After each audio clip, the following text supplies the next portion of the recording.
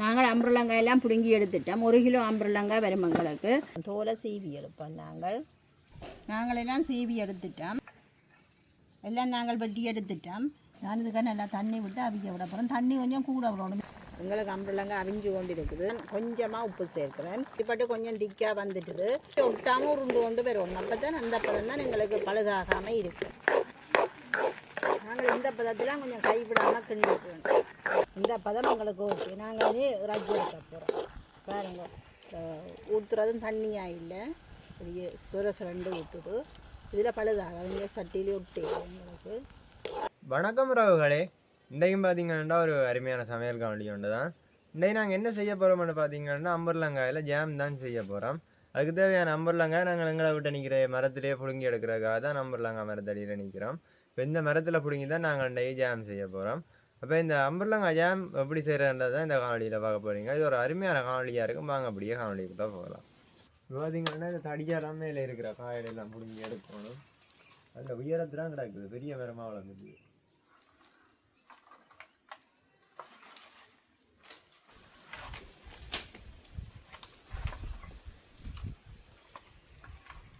நாங்கள் அம்புருளங்காயெல்லாம் பிடுங்கி எடுத்துட்டோம். 1 கிலோ அம்புருளங்காய் வரும் எங்களுக்கு. இதில் தான் நாங்கள் இன்றைக்கு ஜாம் செய்ய போகிறோம். இந்த அம்புருளங்காய் பெரிய கஷ்டப்பட்டு தான் பாதுகாத்துடுத்துறாங்க. இல்லைன்னா குரங்கு கண்டா விடாது இந்த அம்புருளங்காய். குரங்கு காவல் இருந்து தான் இந்த அம்புருளங்காய் பிடுங்கி எடுத்துருக்கிறோம். இதில் நாங்கள் இன்றைக்கு ஜாம் செய்து பார்ப்போம். நாங்கள் இந்த அம்புருளங்காயை முதல்ல கழுவி எடுப்போம். சீவத்தான் போகிறோம். ஒரு கழுவி எடுத்துட்டு சீவுவோம். நீங்கள் சந்தையில் வாங்குறேன்னா பெரிய பெரிய அம்புருளங்காயை பார்த்து வாங்கலாம். நான் எங்களை மரத்தில் பிடுங்கினபடியாக சின்ன பெருசு எல்லாமே சேர்த்து எடுத்துருக்கிறேன். இதை சீவி எடுப்பேன் நாங்கள் கழுவிட்டு.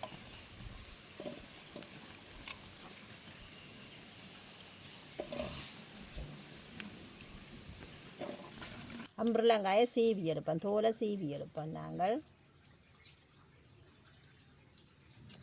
இந்த அம்புருளங்காய் வந்து பார்த்திங்கன்னா நிறைய மருத்துவ குணம் இருக்குது. இதில் எந்த ரசாயன பசலையோ மருந்தோ ஒன்றும் இல்லை.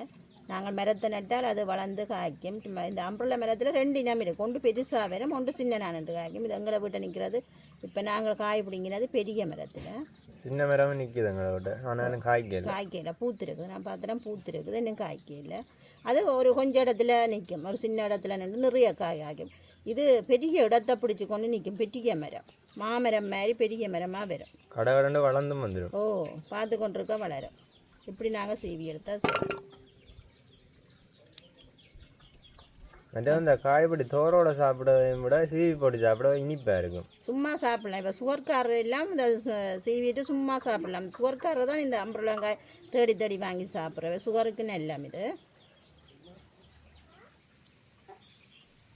இந்த அம்புருளங்காயில் வந்து நாங்கள் நிறைய மாதிரி செய்து சாப்பிடலாம். கறி வச்சு சாப்பிடலாம். கறி வைக்க நல்லா இருக்கும். இது மீன் குழம்புக்கையும் போட்டு கறி அவிச்சிட்டு நாங்கள் அப்படியே அவிக்க தோல் கலண்டு வரும். அப்படியே மீனுக்குள்ளே போட்டு வைக்க நல்லா இருக்கும்.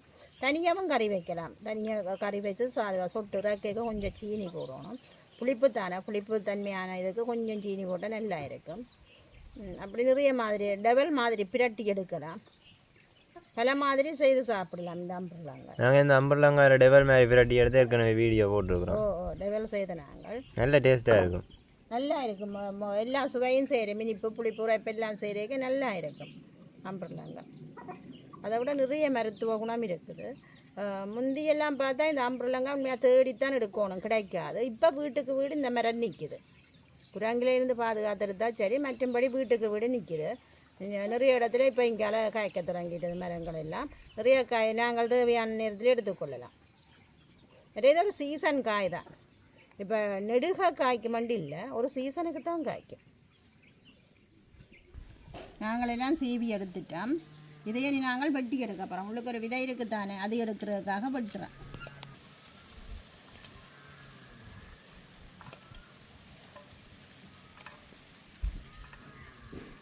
இதை எடுக்க வேணும்.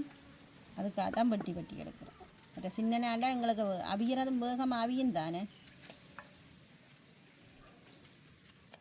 அப்படி எல்லாத்தையும் வெட்டி எடுப்போம் நாங்கள். இப்படி வெட்டிட்டு உப்புத்தூள் போட்டு சாப்பிடவும் நல்லா இருக்கும். மாங்காய் சாப்பிட்ட மாதிரி சாப்பிடலாம்.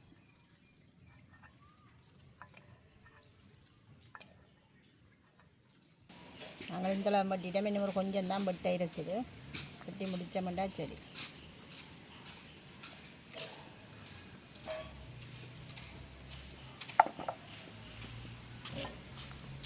சீவி எடுத்துட்டா வெட்டுறது லேசாக வெட்டிடலாம். சீவுறது தான் கொஞ்சம் மினக்கணும், மற்றபடி செய்யலாம்.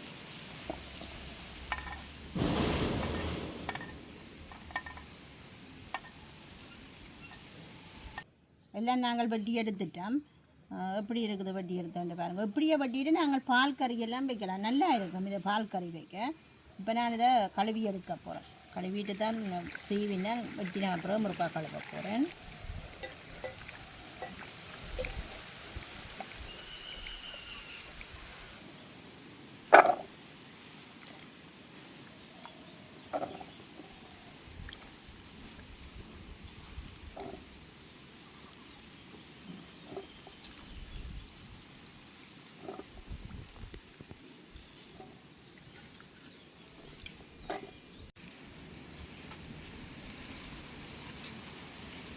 நான் இதுக்காக நல்லா தண்ணி விட்டு அவிக்க விட போகிறேன். தண்ணி கொஞ்சம் கூட விடணும். ஏன்னா இந்த இது வந்து கொஞ்சம் அவியும், மாங்காய் மாதிரி தானே, கொஞ்சம் அவிய வேணும். அப்போ அதுக்காக கொஞ்சம் தண்ணி கூட விட்டுருக்கிறேன்.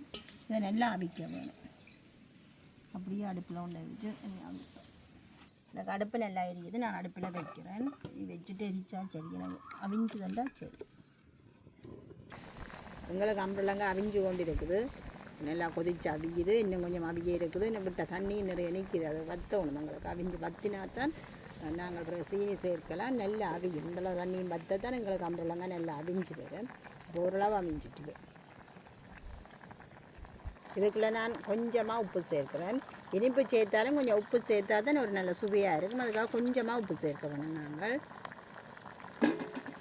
எனக்கு அவிஞ்சு கொண்டு வருது, அவிஞ்சு கரையுது.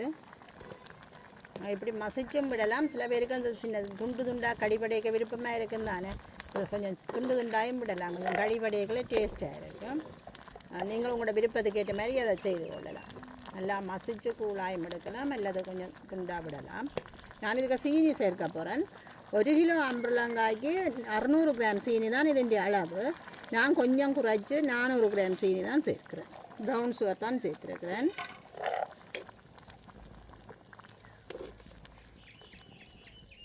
சரி, இதை வச்சு நாங்கள் நல்லா காய்ச்சினா சரி, நல்லா அருகி வரப்போம். எங்களுக்கு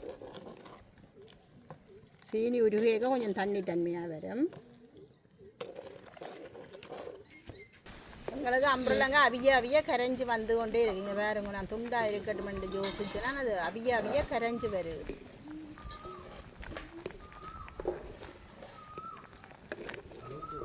எங்களுக்கு காய்ச்சிப்பட்டு கொஞ்சம் திக்காக வந்துட்டுது, நல்லா கட்டியாக வர வேணும். கொஞ்சம் காய்ச்சிப்பட்டு கொண்டு வரைக்கும் தொத்தல் தெரிஞ்சு பறந்த மாதிரி பறக்க பார்க்குது. கொஞ்சம் கவனமாக தான் இருந்த காய்ச்சி எடுக்கிறோம். நாங்கள் யாருங்க எப்படி வந்துட்டு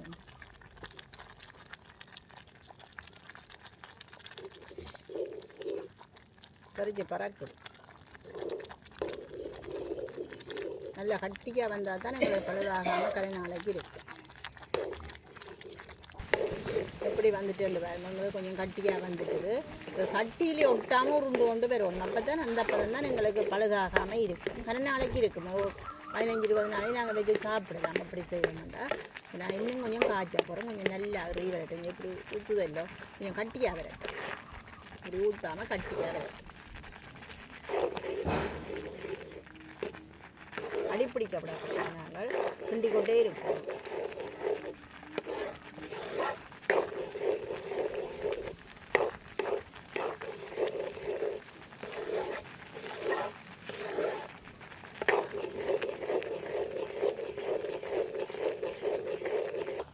பார்த்தா இல்லை நல்லா இறுகி வந்துடுது. சட்டியிலே ஒட்டையில் நல்லா வருது. இந்த பதம் எங்களுக்கு ஓகே. நாங்கள் வந்து இறக்கி எடுக்க போகிறோம். பாருங்க, ஊற்றுறதும் தண்ணியாக இல்லை, அப்படியே சுரண்டு ஊற்றுது. இதில் பழுதாக இங்கே சட்டியிலே ஒட்டையில் எங்களுக்கு இதுதான் பதம். இனி நாங்கள் இறக்கி எடுப்போம். இதை நாங்கள் இந்த ஜேமை வந்து இந்த க்ரீன் கிரேக்கர் பிஸ்கெட்லாம் செய்து சாப்பிட்டு பார்க்க போகிறோம். எப்படி இருக்குன்னு பார்ப்போம்.